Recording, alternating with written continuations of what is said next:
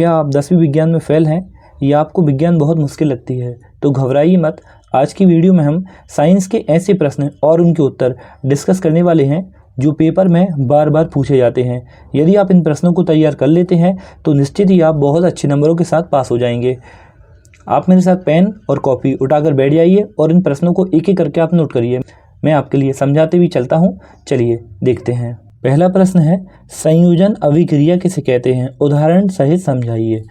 ऐसी अभिक्रिया जिसमें दो या दो से अधिक अभिकारक मिलकर सदैव एक उत्पाद का निर्माण करते हैं या फिर एक उत्पाद बनाते हैं, संयोजन अभिक्रिया कहलाती है। देखिए, दो या दो से अधिक अभिकारक यानी पहला हो गया कार्बन और दूसरा हो गया अपना ऑक्सीजन। जब ये दोनों चीज़ें आपस में मिलती हैं तो इन दोनों के मिलने से एक चीज़ का निर्माण हो जाता है, वो बन जाती है कार्बन डाइऑक्साइड। ठीक है, बहुत ज़्यादा एग्जाम्पल भी सरल है अपना और अपनी अभिक्रिया भी अपनी सरल है। देखिए यहाँ पर आपका ये एग्जाम्पल है, C+O2 बराबर CO2। दोनों को आपको मर्ज कर देना है, मिला के लिख देना है। ये पहला प्रश्न है, वेरी इंपॉर्टेंट है, आप इसके लिए जरूर तैयार करें। देखिए दूसरा प्रश्न है, वियोजन अभिक्रिया। देखिए संयोजन का उल्टा होता है वियोजन। उसमें क्या होता है, दो चीज़ें मिलकर एक चीज़ बनाती हैं। इसमें क्या होता है, एक चीज़ टूट जाएगी दो या दो से अधिक चीज़ों में। देखिए ऐसी अभिक्रिया जिसमें एक अभिकारक टूटकर एक या एक से अधिक उत्पाद बनाता है, वियोजन अभिक्रिया कहलाती है। देखिए इसका एग्जाम्पल हो जाएगा 2AgCl। मतलब अपन ने सिल्वर, अपन ने क्लोराइड ले लिया है तो क्या होता है, जब इसके लिए अपन प्रकाश की उपस्थिति में रख देते हैं ना तो क्या होता है, अपना सिल्वर अपना अलग हो जाता है और जो अपनी क्लोराइड है वो अपनी अलग हो जाती है। अब ये दो दो थे ना तो 2 यहाँ लगा दो, 2 यहाँ लगा दो, ये हो जाएगी अपनी वियोजन अभिक्रिया। आप मेरे साथ पेन और कॉपी उठाकर बैठ जाइए और इन क्वेश्चनों को नोट करें। यदि आप इन क्वेश्चनों को तैयार कर लेते हैं, मैं आपके लिए 100% बोल सकता हूँ कि आप जरूर ही पेपर में बहुत अच्छे नंबरों के साथ पास हो जाएंगे। नेक्स्ट क्वेश्चन है, विकृत गंधता किसे कहते हैं? ये पेपर में सबसे ज़्यादा पूछे जाने वाला प्रश्न है। देखिए विकृत गंधता, पहले मैं आपको समझा देता हूँ। देखिए अपन के घर में जब रोटी बनती है या फिर कोई भी अपना तेल वाला सामान बनता है या फिर कुरकुरे चिप्स वगैरह, जब इनके लिए अपन हवा में खुला छोड़ देते हैं तो इनमें क्या होता है, रंग बदल जाता है, अपना गंध भी बदल जाती है और स्वाद भी बदल जाता है। 3 चीज़ बदलती हैं।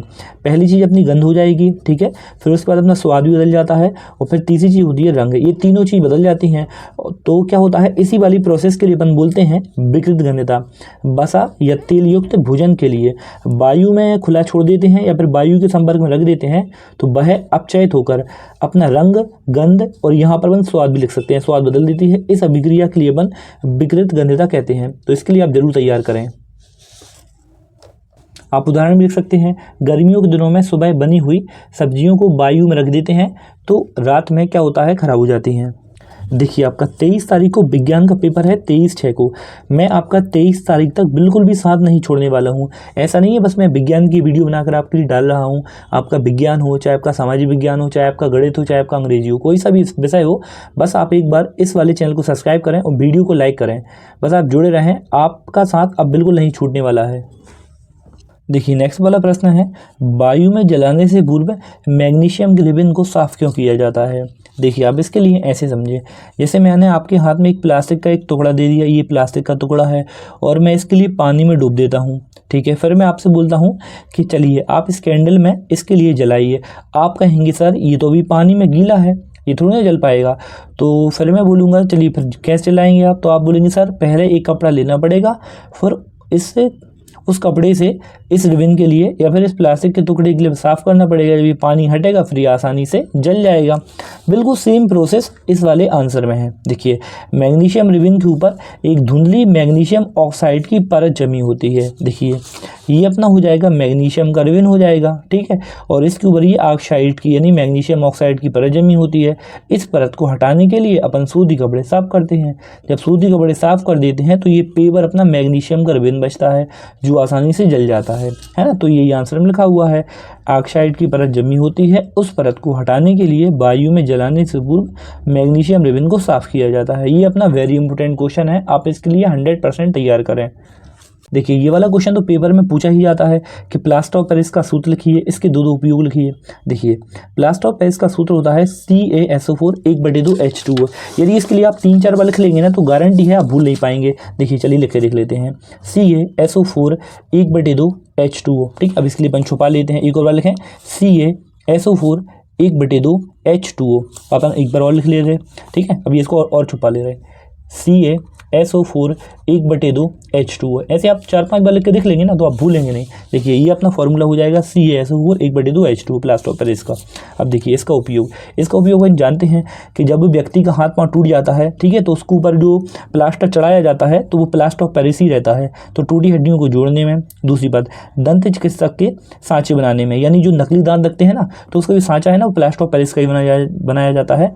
देखिए वो घर में सजावटी मूर्तियाँ, आपके घर में फ्लावर पॉट रखे होंगे, कई मूर्तियाँ भी आती हैं, ठीक है, गणपति जी की मूर्ति रहती है, वो भी सुंदर दिखने वाली प्लास्टर ऑफ पेरिस की बनाई जाती है। तो यानी आप बर्तन बनाने में, मूर्तियाँ बनाने में, घर में सजावटी सामान बनाने के लिए प्लास्टर ऑफ पेरिस का उपयोग किया जाता है। आप इसके लिए जरूर तैयार करें। आगे बढ़ते हुए इसी के जैसा एक क्वेश्चन और है, धोने का सोडा एवं बेकिंग सोडा का उपयोग लिखिए। देखिए धोने का सोडा अलग चीज होता है और अपना बेकिंग सोडा अपना अलग होता है।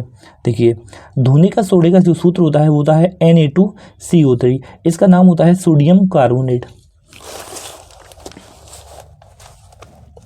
बात करें इसके उपयोग की तो इसका उपयोग कांच, साबुन, कागज आदि को उद्योगों में किया जाता है, इनके लिए साफ़ करने के लिए।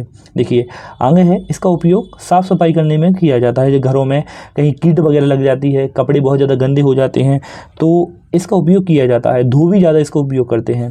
देखिए बस 2 उपयोग आप याद करें, तीसरा वाला आप करना चाहें तो कर सकते हैं। अगला क्वेश्चन है खाने के सोडा का सूत्र और उसका उपयोग। देखिए मैंने आपके लिए 3 टॉपिक बताए, पहला प्लास्टर ऑफ पेरिस, फिर बताया धोने का सोडा, अब है खाने का सोडा। इन 3 टॉपिकों में से एक टॉपिक आपके लिए 100% पूछा जाएगा, तो आप जरूर तैयार करें, आपके बहुत ज़्यादा अच्छे मार्क्स आएंगे। बिल्कुल घबराना तो नहीं है ना, आराम से पेपर देने जाए, मैं आपके साथ हूँ। देखिए खाने का सोडे का सूत्र होता है NaHCO3। इसका नाम होता है सोडियम बाइकार्बोनेट। अब जब खाने का नाम ही उसका खाना, तो देखिए इसका उपयोग खाने जैसे ही होगा। पहली बात तो ये है कि बेकरी में जो भी आपका बेकिंग पाउडर बनाया जाता है ना, जैसे आप घर में इडली डोसा बनाते हैं, खमण बनाते हैं, तो जो उसमें बेकिंग सोडा डलता है या फिर बेकिंग पाउडर डलता है, उसका उपयोग बेकिंग पाउडर को बनाने के लिए इसका उपयोग किया जाता है खाने के सोडे का, ठीक है। अगला उपयोग देखें तो इसका उपयोग एंटीसेप्टिक के रूप में भी किया जाता है, यानी पेटों में यदि अपच हो जाती है उसको पचाने के लिए भी इसका उपयोग किया जाता है। अगला उपयोग है सोडा अम्ल या फिर अग्निशामक के रूप में किया जाता है। तो आज की वीडियो में इतने ही क्वेश्चन रहने देते हैं। इसका सेकंड वाले पार्ट में आगे वाले क्वेश्चन डिस्कस करेंगे, क्योंकि यदि एक वीडियो में ज़्यादा क्वेश्चन बता देंगे तो आप तैयार नहीं कर पाएंगे, वीडियो बहुत लंबी हो जाती है। तो आप धीरे धीरे करके ये 4-4, 5-5, 6-6 क्वेश्चन ही तैयार करें और आप विश्वास बनाए रखें। यदि आप चैनल पर नए हैं तो चैनल को आप जरूर सब्सक्राइब कर लें।